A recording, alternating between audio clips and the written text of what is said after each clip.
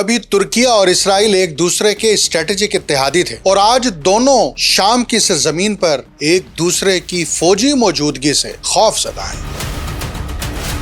اسرائیل اب صرف اپنے دفاع کی سرحد تک محدود ریاست نہیں رہنا چاہتا، وہ ایسا علاقائی طاقت کا توازن چاہتا ہے جس سے وہ اکیلا مشرق وسطیٰ کا تھانے دار بن جائے۔ اسرائیل نے شام کے جس فوجی اڈے پر 8 بڑے حملے کیے ہیں، یہ اڈا ترکیہ سے صرف 70 کلومیٹر کے فاصلے پر ہے۔ شام کا بحران، گولان کے پہاڑ، ترکیہ کی موجودگی، اسرائیلی فوجی کارروائیاں اور امریکی پالیسی، یہ سب ایک ہی بڑے جیو پولیٹیکل کھیل کے مختلف حصے بنتے جا رہے ہیں۔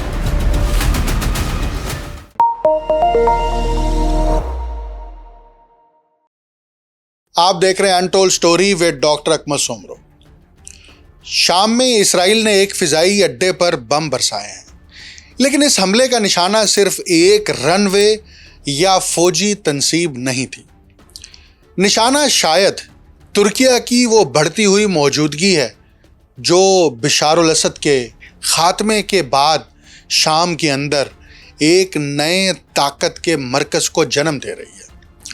ترکیہ شامی فوج کو تربیت دے رہا ہے، ریاستی ادارے دوبارہ کھڑے کر رہا ہے، بنیادی ڈھانچہ تعمیر کر رہا ہے اور نئی شامی حکومت کو سفارتی اور عسکری سہارا دے رہا ہے۔ دوسری طرف اسرائیل شام کے اندر مسلسل فوجی کارروائیاں کر رہا ہے۔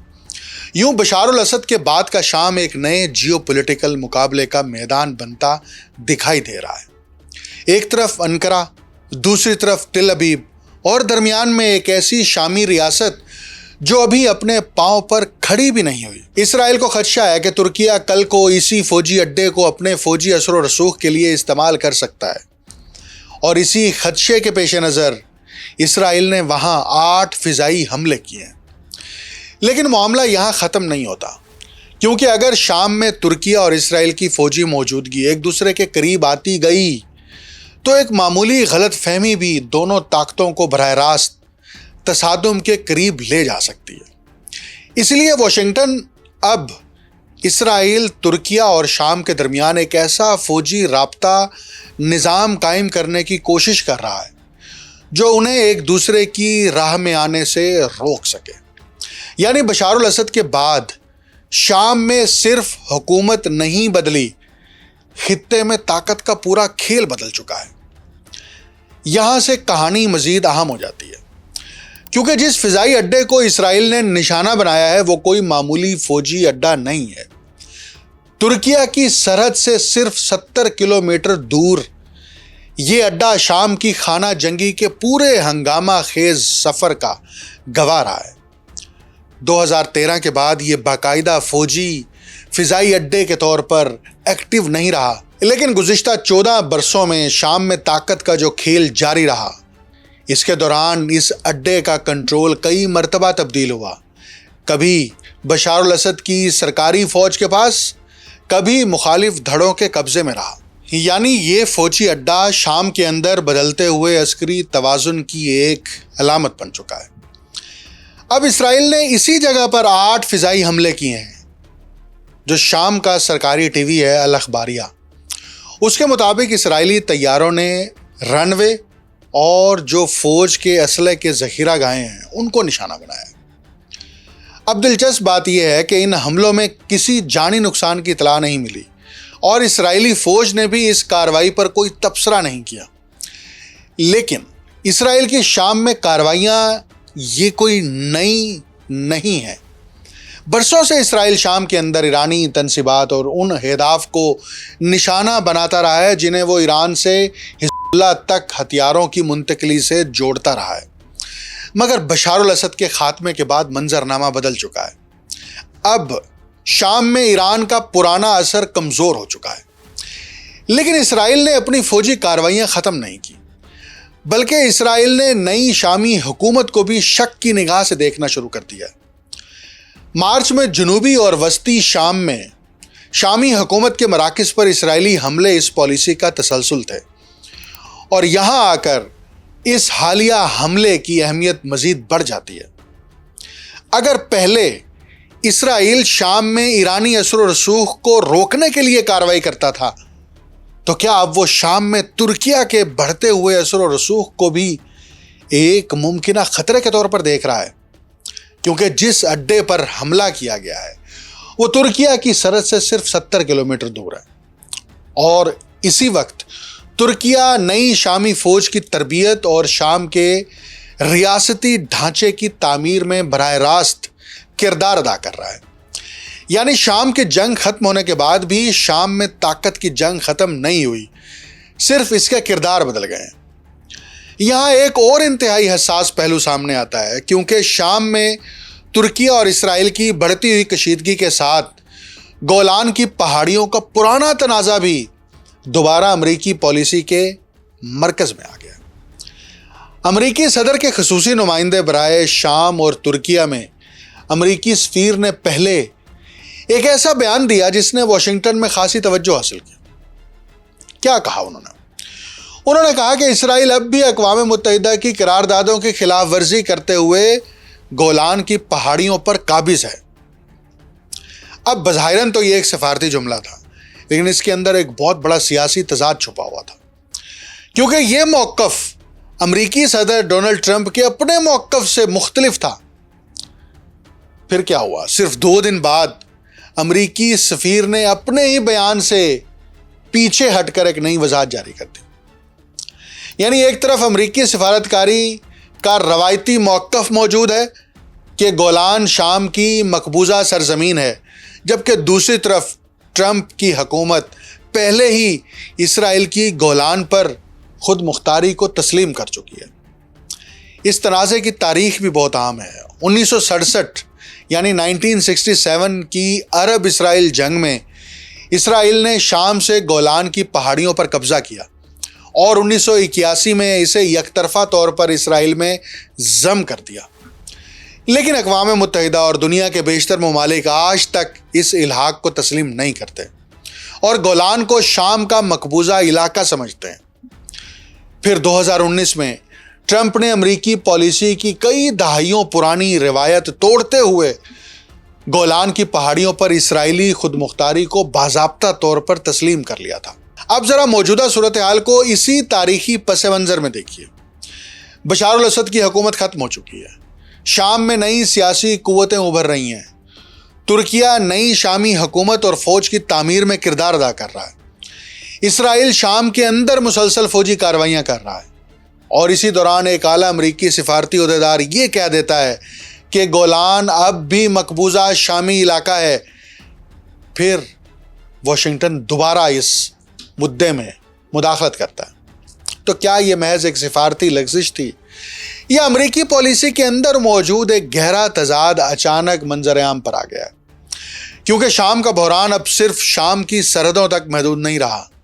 گولان، ترکیہ کی موجودگی، اسرائیلی فوجی کارروائیاں اور امریکی پالیسی، یہ سب ایک ہی بڑے جیو پولیٹیکل کھیل کے مختلف حصے بنتے جا رہے ہیں۔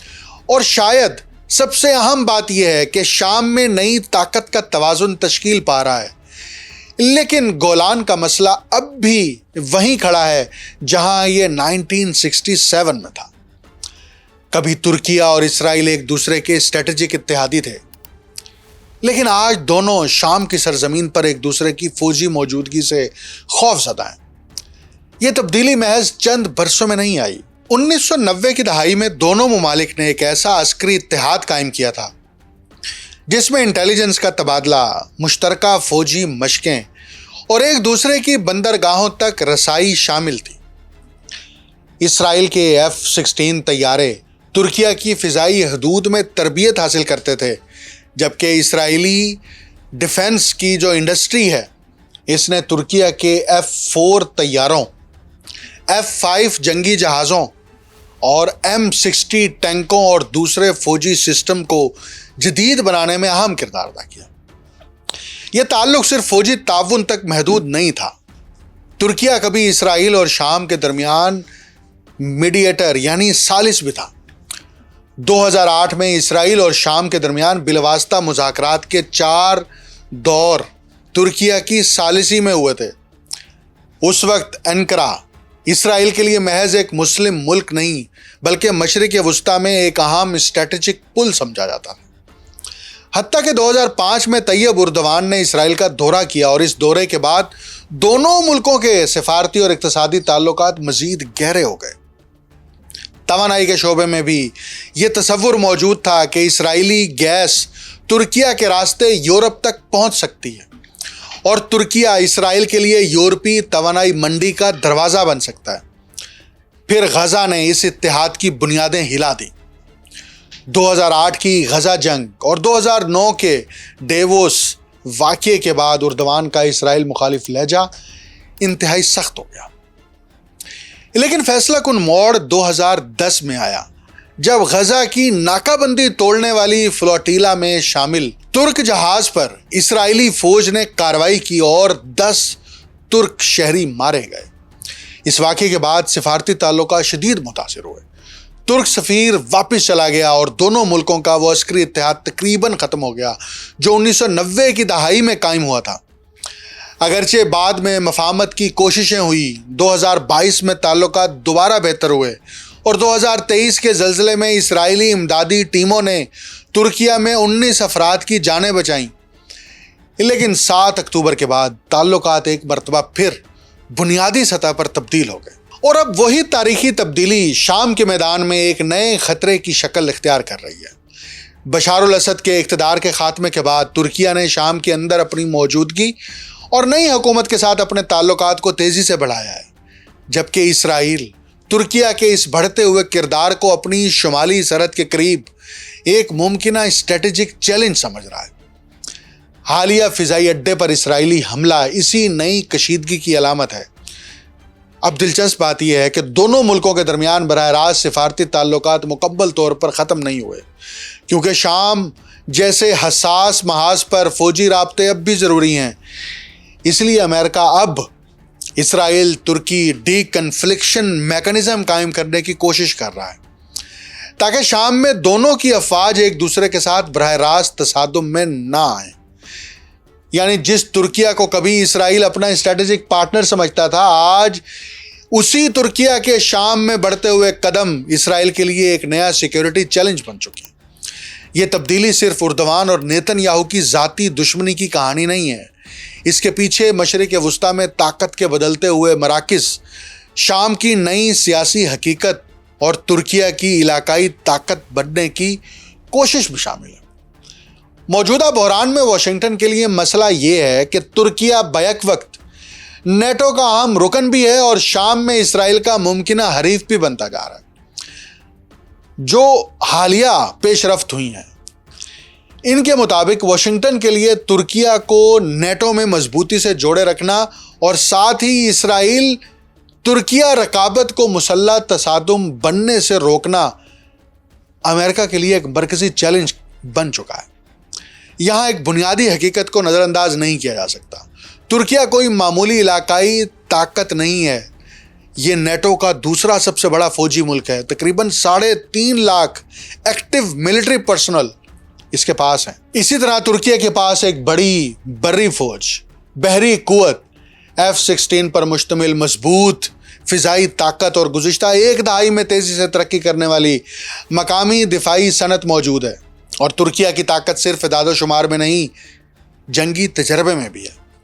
شام، عراق، لیبیا اور دوسرے محاذوں پر ترکیہ نے اپنی فوجی صلاحیت کو عملی طور پر استعمال کیا ہے، خاص طور پر ڈرونز، الیکٹرانک وارفیئرز اور مقامی دفاعی ٹیکنالوجی نے ترک فوج کو ایک ایسی آپریشنل کیپیبلٹی دی ہے جو مشرق وسطیٰ کی روایتی افواج سے اسے مختلف بناتی ہے۔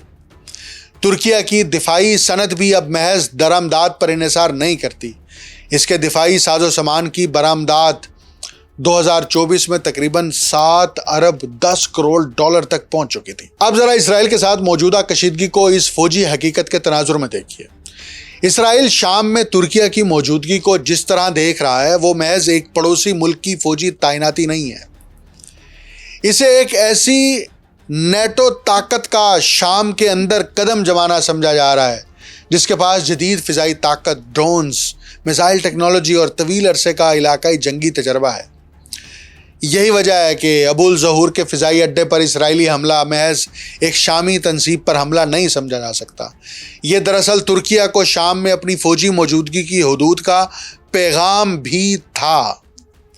اسرائیل کا دعویٰ تھا کہ اس اڈے پر ترکیہ کی موجودگی بننے والی تھی، جبکہ دمشق اور انقرہ نے اس دعوے کی تردید کی ہے۔ لیکن واشنگٹن کے لیے اصل مشکل یہاں سے شروع ہوتی ہے۔ اگر اسرائیل اور ترکیہ شام میں براہ راست فوجی تصادم کے قریب پہنچتے ہیں تو امریکہ ایک انتہائی پیچیدہ صورتحال میں پھنس سکتا ہے۔ ایک طرف اسرائیل امریکہ کا قریبی اسٹریٹجک اتحادی ہے، دوسری طرف نیٹو کے جنوبی محاذ، بحیرہ اسود، مشرقی بحیرہ روم اور مشرق وسطیٰ میں امریکہ کے لیے غیر معمولی جغرافیائی اہمیت رکھتا ہے۔ چنانچہ واشنگٹن کے لیے نہ ترکیہ کو اسرائیل کے خلاف جانے دینا آسان ہے اور نہ اسرائیل کو ترکیہ کے ساتھ تصادم کی طرف بڑھنے دینا۔ یہی وجہ ہے کہ امریکی خصوصی نمائندہ ٹام باراک اسرائیل، ترکیہ اور شام کے درمیان ڈی کنفلکشن میکانزم قائم کرنے پر زور دے رہے ہیں، اور یہی اس تنازع کا سب سے بڑا جیو پولیٹیکل تضاد ہے۔ امریکہ اسرائیل کو تحفظ دینا چاہتا ہے، لیکن اسے اپنے ہی نیٹو اتحادی ترکیہ کے ساتھ اسرائیل کی جنگ سے بھی بچانا ہے۔ اگر شام میں اسرائیلی اور ترک افواج آمنے سامنے آتی ہیں تو یہ صرف دو ریاستوں کا تنازع نہیں رہے گا، یہ امریکی اتحادوں کے اندر ایک غیر معمولی بحران بن سکتا ہے۔ اس لیے واشنگٹن کی ترجیح شاید ترکیہ یا اسرائیل میں سے کسی ایک کا انتخاب کرنا نہیں، بلکہ دونوں کو ایک دوسرے سے لڑنے سے روکنا ہے، کیونکہ ترکیہ کو نیٹو سے دور دھکیلنا امریکہ کے لیے روس، مشرقی بحیرہ روم، بحیرہ اسود اور مشرق وسطیٰ میں ایک بڑا اسٹریٹجک نقصان ہوگا، جبکہ اسرائیل کے ساتھ اسٹریٹجک تعلقات کو نقصان پہنچانا واشنگٹن کے لیے سیاسی اور عسکری طور پر ایک الگ بحران پیدا کر سکتا ہے۔ یوں شام میں آج جو کچھ ہو رہا ہے وہ دراصل امریکہ کے لیے ایک نئے سوال کی شکل اختیار کر رہا ہے۔ کیا واشنگٹن اپنے دو عام شراکت داروں اسرائیل اور ترکیہ کو ایک دوسرے کے خلاف طاقت استعمال کرنے سے روک سکتا ہے؟ اگر یہ کشیدگی قابو سے باہر ہوئی تو سب سے مشکل سفارتی امتحان شاید اسرائیل یا ترکیہ کا نہیں، امریکہ کا ہوگا۔ ایران کی جنگ نے اسرائیل کی علاقائی حکمت عملی کو بھی ابھی تک تو بے نقاب کر دیا ہے، اور اسرائیل اب صرف اپنے دفاع کی سرحد تک محدود ریاست نہیں رہنا چاہتا، وہ ایسا علاقائی طاقت کا توازن قائم کرنا چاہتا ہے جس میں مشرق وسطیٰ کی کسی بڑی طاقت کو اس کے مقابل کھڑا ہونے کی اجازت نہ ہو۔ ایران کے خلاف جنگ اسی وسیع تر اسٹریٹجی کا حصہ دکھائی دیتی ہے۔ ایران کی جوہری اور میزائل ٹیکنالوجی کو نشانہ بنانا، حزب اللہ اور حماس جیسے اتحادیوں کو کمزور کرنا اور شام اور لبنان میں اپنی فوجی آزادی عمل بڑھانا۔ 2023 کے بعد اسرائیل نے اپنی پرانی پالیسی سے زیادہ جارحانہ اور فعال علاقائی اسٹریٹجی کی طرف رخ کیا ہے۔ لیکن مسئلہ یہاں صرف ایران نہیں ہے۔ اگر اسرائیل ایران کو کمزور کرنے کے بعد شام میں ترکیہ کی موجودگی کو بھی چیلنج کرتا ہے، لبنان میں اپنی فوجی پوزیشن مضبوط کرتا ہے اور گولان کے معاملے پر اپنے موقف کو برقرار رکھتا ہے، تو یہ ایک وسیع تر علاقائی تصور کی طرف اشارہ کرتا ہے۔ ایسا مشرق وسطیٰ جہاں اسرائیل خود کو سب سے طاقتور عسکری قوت اور فیصلہ کن سیکیورٹی ایکٹر کے طور پر دیکھتا ہو۔ اس لیے آج اسرائیل اور ترکیہ کی شام میں کشیدگی کو ایران کی جنگ سے الگ کر کے نہیں دیکھا جا سکتا۔ ایران کے خلاف جنگ نے اسرائیل کے لیے طاقت کا ایک نیا خلا پیدا کیا ہے، اور سوال یہ ہے کہ اس خلا کو کون پر کرے گا۔ یہیں مشرق وسطیٰ کا تھانے دار بننے کی بحث شروع ہوتی ہے۔ اسرائیل اگر اپنے گرد موجود تمام ممکنہ حریفوں کو ایک ایک کر کے کمزور کرتا ہے اور پھر شام، لبنان اور خلیج میں اپنے مخالف طاقت کے مراکز کے خلاف فوجی دباؤ برقرار رکھتا ہے تو وہ محض اپنی سیکیورٹی کی حفاظت نہیں کر رہا، وہ پورے خطے کی سیکیورٹی آرڈر کو اپنی عسکری برتری کے مطابق تشکیل دینے کی کوشش کر رہا ہے۔ البتہ عسکری برتری اور ریجنل بالادستی ایک چیز نہیں۔ اسرائیل فوجی طور پر غالب ضرور ہو سکتا ہے، مگر کسی بھی پائیدار علاقائی نظام کے لیے دوسرے ممالک کی سیاسی قبولیت بھی درکار ہوتی ہے، اور یہی وہ مرحلہ ہے جہاں اسرائیل کے منصوبے کو سب سے بڑی مزاحمت کا سامنا ہو سکتا ہے۔ مشرق وسطیٰ کے اندر یہ تیزی سے بدلتی ہوئی سیاسی اور اسٹریٹجک صورتحال کو آپ کس نظر سے دیکھ رہے ہیں؟ اور کیا ایران جنگ ختم ہونے کے بعد اسرائیل ایک طاقتور ملک ہو سکتا ہے، یا پھر اس خطے سے امریکہ کی چھٹی کا نیا راستہ شروع ہو جائے گا؟ اس پر ضرور تبصرہ کیجیے گا۔ مجھے ڈاکٹر اکمل سومرو کو اجازت دیجیے۔ اللہ حافظ۔